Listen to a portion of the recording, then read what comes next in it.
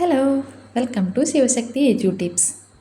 ഇന്ന് നമ്മൾ theories of learning ആണ് നോക്കാൻ പോകുന്നത്. പല ആൾക്കാരും ലേണിങ്ങിനെ വ്യത്യസ്തമായ രീതിയിലാണ് നോക്കിക്കാണുന്നത്. അതിനനുസരിച്ച് വ്യത്യസ്തങ്ങളായ ലേണിംഗ് തിയറീസും രൂപപ്പെട്ടിട്ടുണ്ട്. അവയെ മൂന്നായി തരംതിരിച്ച് behaviourism, cognitive theories, social constructivism എന്നിങ്ങനെ മൂന്നായി തരംതിരിച്ചിട്ടുണ്ട്. ഇതിൽ നമ്മൾ ഇന്ന് നോക്കാൻ പോകുന്നത് ബിഹേവിയറിസ്റ്റ് തിയറീസാണ്. ബിഹേവിയറിസ്റ്റുകാർ വിശ്വസിക്കുന്നത് പഠനം എന്നത് ബിഹേവിയർ ഫോർമേഷനാണ്, അതായത് ഹാബിറ്റ് ഫോർമേഷനാണ് ലേണിംഗ് എന്നാണ് ബിഹേവിയറിസ്റ്റുകാർ വിശ്വസിച്ചിരുന്നത്.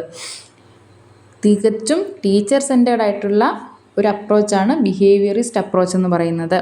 അതായത് ആക്റ്റീവായ ടീച്ചറും പാസീവായ കുട്ടികളുമാണ് നമ്മളെല്ലാം പഠിച്ചു വന്നിരുന്ന ഒരു രീതി തന്നെയാണിത്.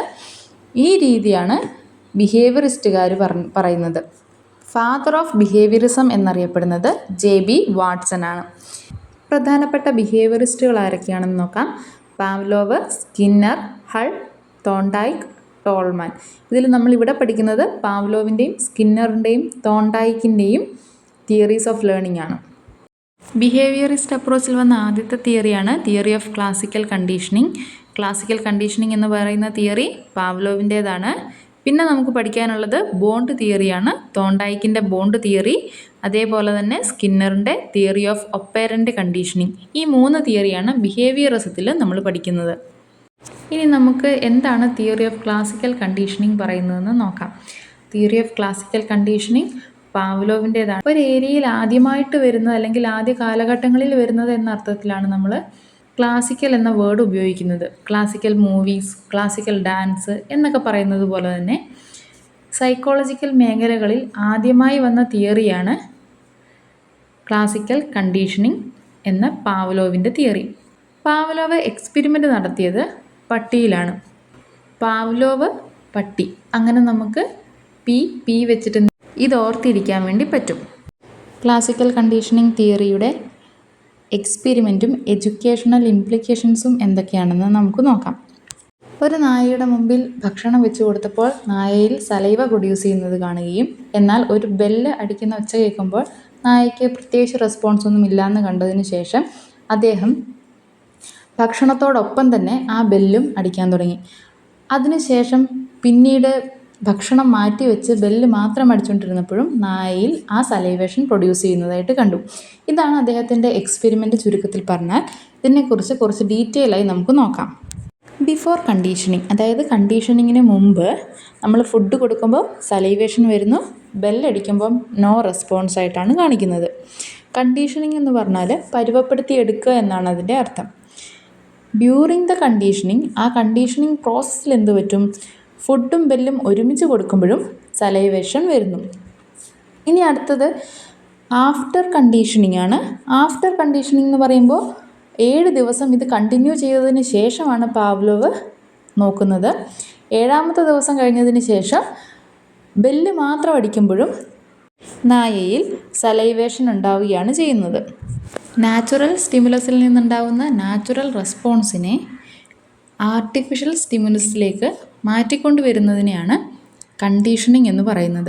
അതുതന്നെയാണ് ഇവിടെ നടക്കുന്നത്. ഫുഡ് എന്ന നാച്ചുറൽ സ്റ്റിമുലസ് കൊടുത്തപ്പോൾ സലൈവേഷൻ എന്ന നാച്ചുറൽ ആയിട്ടുള്ള റെസ്പോൺസാണ് കിട്ടിയത്. ആ സലൈവേഷനെ നമ്മൾ ആർട്ടിഫിഷ്യൽ സ്റ്റിമുലസ് കൂടെ കൊടുത്തുകൊണ്ട്, ബെല്ല് കൂടെ കൊടുത്തുകൊണ്ട് എന്താക്കി മാറ്റി, കണ്ടീഷൻ ചെയ്ത് നമ്മൾ മാറ്റുകയാണ് ചെയ്തത്. ഇതിനെ കണ്ടീഷൻഡ് സ്റ്റിമുലസായി ബെല്ലിനെയും കണ്ടീഷൻഡ് റെസ്പോൺസായി സലൈവേഷനെയും നമുക്ക് ആഫ്റ്റർ കണ്ടീഷനിങ്ങിൽ മാറ്റാൻ പറ്റും. അൺകണ്ടീഷൻഡ് സ്റ്റിമുലസ് ആയിരുന്ന ഫുഡ് കൊടുത്തപ്പോൾ അൺകണ്ടീഷൻഡ് റെസ്പോൺസ് ആയിരുന്ന സലൈവേഷൻ ഉണ്ടാവുകയും അതിനെ നമ്മൾ കണ്ടീഷൻഡ് സ്റ്റിമുലസായ ബെല്ലിലേക്ക് കണ്ടീഷൻ ചെയ്ത് സലൈവേഷൻ കൊണ്ടുവരികയാണ് ചെയ്തത്. ഒന്നും കൂടെ അതേ കാര്യം തന്നെ നീറ്റായി തന്നിട്ടുണ്ട്.